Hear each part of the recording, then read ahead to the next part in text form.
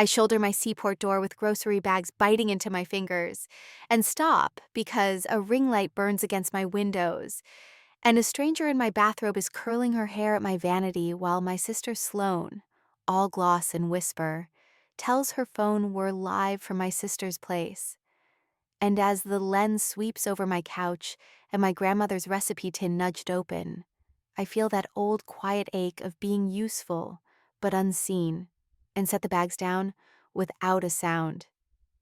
Before I dive into my story, I'd really appreciate it if you could let me know where you're watching from in the comments, and if you'd consider subscribing to my channel. It would mean the world to me and help me keep sharing more stories like this. Thank you so much for being here. My name is Harper Quinn. Sloane's eyes flicked to me as if I were a sound engineer arriving late. 2 minutes, she mouthed, never lowering the phone, her voice slipping into that soft cadence her followers loved, the one that turned any space into a place that existed for her needs. I had grown up with it, and its stage grew over the years. First a hallway, then a room, then my whole apartment. When she finally ended the stream, she hugged me without putting the phone down, leaving my sleeves sticky with a thin, coconut-scented film. "It was just a quick live," she said, glancing around. "Your light is so good. I had to share." I looked at my bathrobe on the stranger, the steam beating my mirror, the water on my jade roller catching the light. "This is my home," I said, careful with the weight of each word. "You do not come in when I am not here, and you do not bring people. This is not a set. This is mine." Sloane laughed the way she always did when a rule did not apply to her, rolling her eyes at the ceiling as if it had insisted on gravity. "Do not be intense. Harp," she said, "we are family." That night, my phone buzzed with a photo of hydrangeas from my mother, and a message that said, "It was nice that your sister has somewhere peaceful to create, because her roommates are chaotic, and the world is unkind." I made a simple dinner, ate it standing by the counter, and wiped a ring of moisture from where the stranger's glass had been, the damp circle fading under my palm like a bruise. I did not sleep long. Every time I drifted off, I saw the ring light reflected as a hollow circle in the glass, and felt a body that was not mine move through the hallway toward the drawer where I kept small, important things. The next morning, I asked Mr. Russo at the front desk to check the access logs. He printed a page and slid it over without looking up, his eyes kind the way people's eyes get when they know something has been taken from you. There was my mother's fob blipping green after 2 in the morning. There was Sloane's name scribbled on a guest line with a heart over the A. And there was a note in a hand that was not his. "Call from Ken Quinn. Family exception. Please accommodate." The paper felt warm in my hand, though the lobby was cold. I thanked him, folded the page, and wanted to fold something else that would not fold. I texted Sloane and asked her to meet me at a coffee shop near the aquarium, where the glass walls made everyone look honest. She arrived late with a straw in her cup of water and a tiny camera clipped to her purse, and she ordered a muffin as if this were a celebration.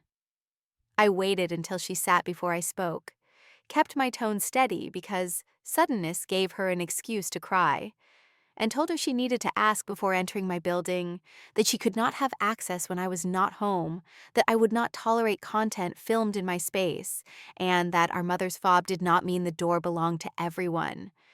She tilted her head and asked why I was so uptight and whether this was about work stress, then pretended she could not hear me over the espresso machine. She called our parents on her way out.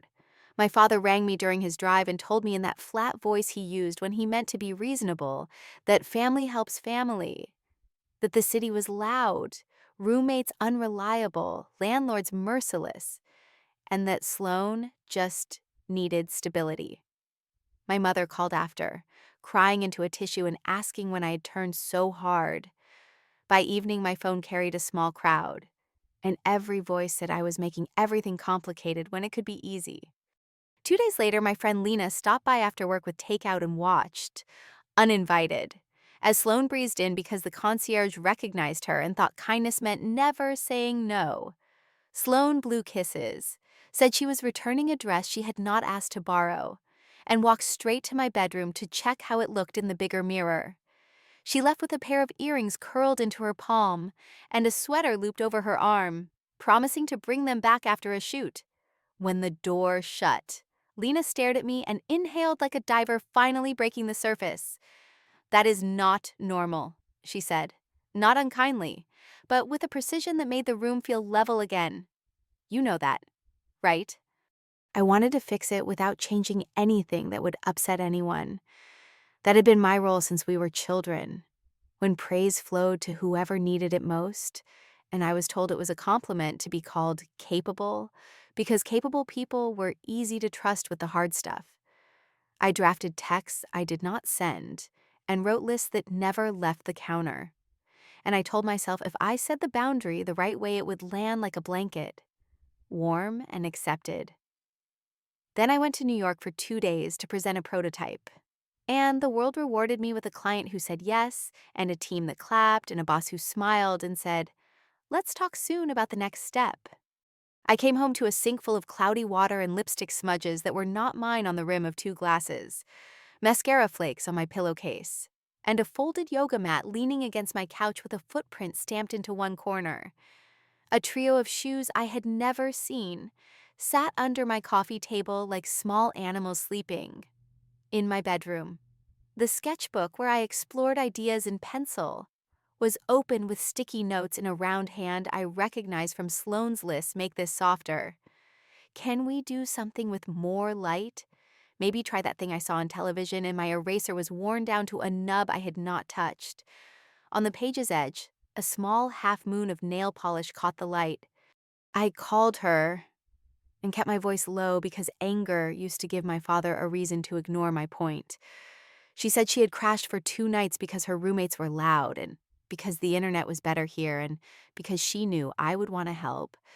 She said she had friends over, but only a few, and that they were respectful. And she used the word sister as if it could soak up every spill. When I said she had crossed a line, she said she was in a bad place, and that I was making it worse. When she hung up, my hands were cold. I did not cry right away. I made tea in a pot with a chipped handle, wiped down the counter with a cloth, put away things that were mine, then sat on the edge of my bed and saw the crease in my sketchbook again, and the small mark where a nail had caught the paper. And the ache rose like tide pull. I called Lena and said her name, and she said mine back the way people do when they are reaching across water.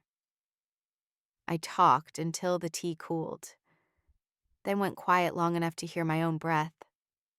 Lena gave me a number, said this therapist is good, said this is not a defeat, said stop trying to make a different outcome using the same words. "Doctor." Alvarez listened to me in a small office with a framed print of a river and a plant leaning toward the window because that was where the light lived. I told her about access logs and ring lights and sticky notes, about childhood dinners where conversation drifted to Sloane's next performance while mine sat politely at the edge of the table, and about the way my mother called me my childhood nickname in front of people as if names could collapse years. Doctor. Alvarez said families run on roles assigned silently and enforced with 1,000 minor transactions. Said my family had made me the reliable one, the one who needed less, and that this did not mean I had no needs. She said if I changed my behavior, the system would resist, as if I had moved a load-bearing wall. The next morning, I started moving.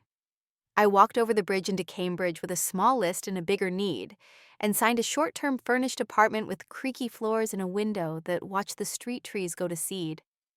I opened a new bank account at a credit union no one knew about, set up a post office box so my mail had some place to land that was not a lobby desk, and told building management in writing that all access to my unit hinged on my signature, not my father's voice or my mother's request. Mr.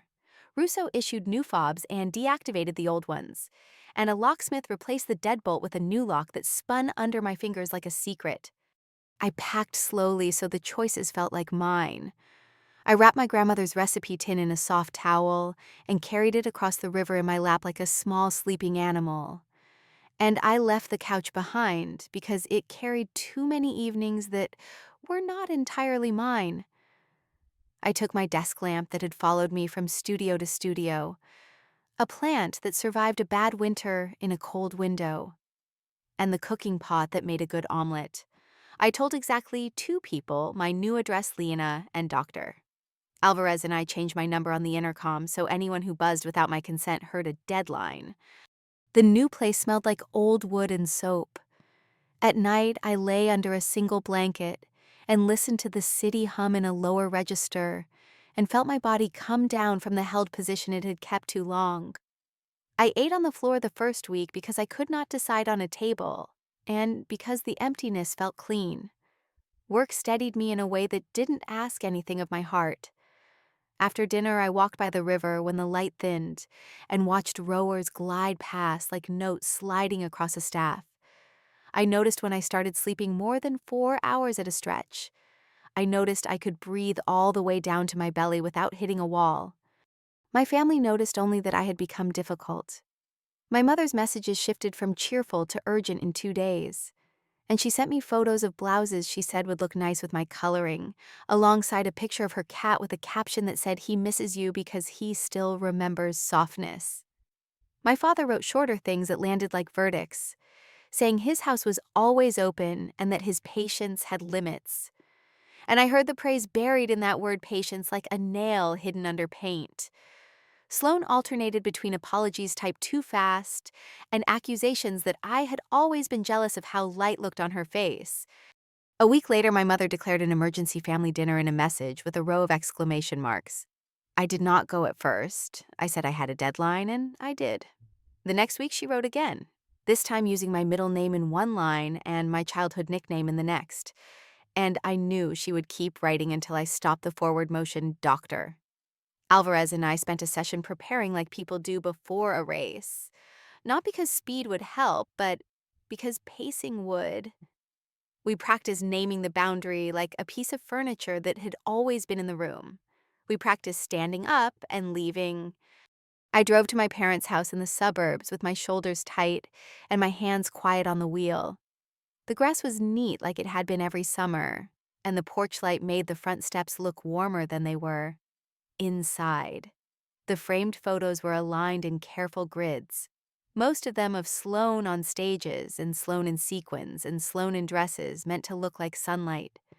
There were 2 photos of me, one from a science fair and one from a graduation, both tucked lower on the wall like they were shyer. My mother called me sweetheart even though I had asked her to stop years ago. She had made lemon meringue pie, which was Sloane's favorite, and the table was set with the good plates that came out when company was over, or when someone needed reminding that we were a family. My father cleared his throat at the midway point the way he did when he wanted to signal the start of a speech, and he rolled a small ring of brass keys across the tablecloth to Sloane. They clinked against a water glass hard enough to leave a chip. "We stopped by the hardware store," he said. Like that carried authority bigger than my door. We spoke to the front desk. They know to expect Sloane. It is temporary until she finds a place. My mother reached for Sloane's hand as if the motion could hold the keys in place, and she smiled at me with that bright expression she used when she wanted something and wanted me to think I wanted it too. "You're at work most days anyway," she said. "This is what family does." Sloane folded the keys into her palm with a small, satisfied sound, as if she had earned them by wanting them enough. I took a sip of water because my throat burned and water helps. I set the glass down, pulled my phone from my bag, and called the front desk on speaker so the room had witnesses. "Mr." Russo answered with my name and asked if everything was all right. And I said my family had questions about access. He told us, in the calm voice he used with people who wanted rules to bend, that the building could not add anyone to a guest list or issue any access without written consent from the owner of record, Ms. Harper Quinn. He said it in a way that made the sentence sound like it had been true for a very long time. The room's air seemed to thicken. My father's jaw shifted into the line he used for lectures. My mother's hand started rearranging a spoon that did not need moving. And Sloane frowned at the keys like they had betrayed her. I ended the call and told them, evenly and without the slightest apology, that I had not lived in that apartment for 5 weeks, that the keys on the table did not match the lock on the door, that any plan they had made without me in the room would not happen in my home. My father pushed back his chair and told me I had lied. My mother said she did not recognize me. Sloane asked where I was staying and whether it was near the park she liked because light was better there. I stood and told them the address was mine to keep or share, and that I was keeping it. I said I would not host, I would not lend, and I would not be the net that kept everyone from learning what the ground felt like. I told them, in a tone they could not call hysterical, that my life was not a group project. I did not yell, I did not cry. I placed my napkin on my plate, walked to the hallway, and felt my mother's hand hover near my arm and then fall because the space would not close that way anymore. In the car, the quiet seemed almost loud. I drove back to Cambridge with the windows half down, even though the air had teeth, and by the time I climbed the narrow stairs to my small place, my body had unclenched enough to let the keys jingle without sounding like an alarm.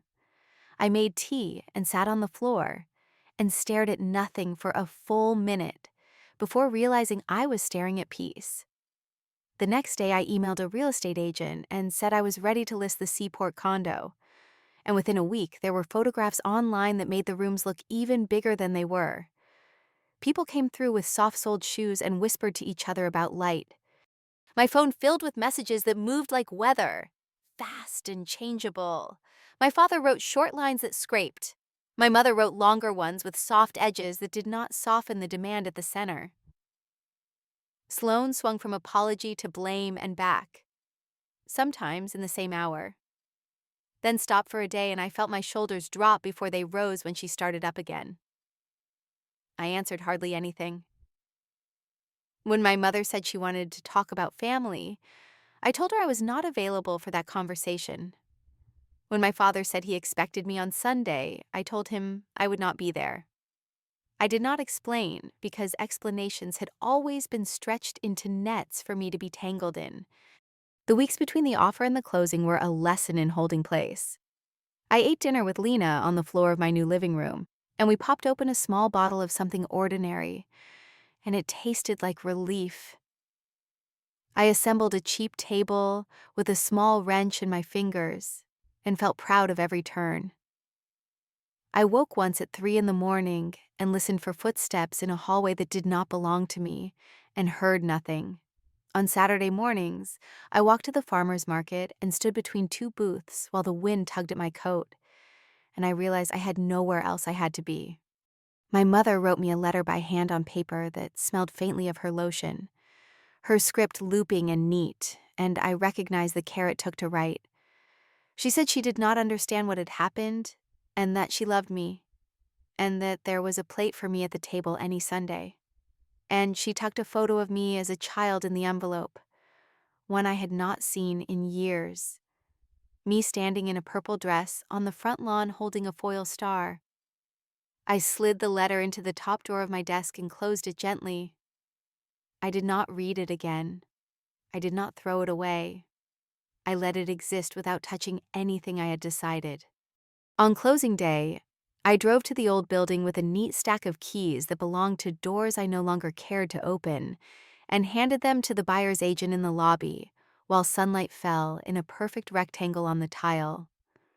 When it was done, I walked the long way to the harbor and stood at the edge where the water wore that deep green it gets when the wind is wrong.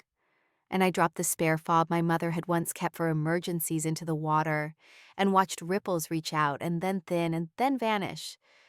I stood there until the cold worked through my coat and into my scalp and listened to winter gulls complain in voices that sounded like laughter. After. My life did not become a movie. There were still days the empty space where my family had once been felt like a window I forgot to close.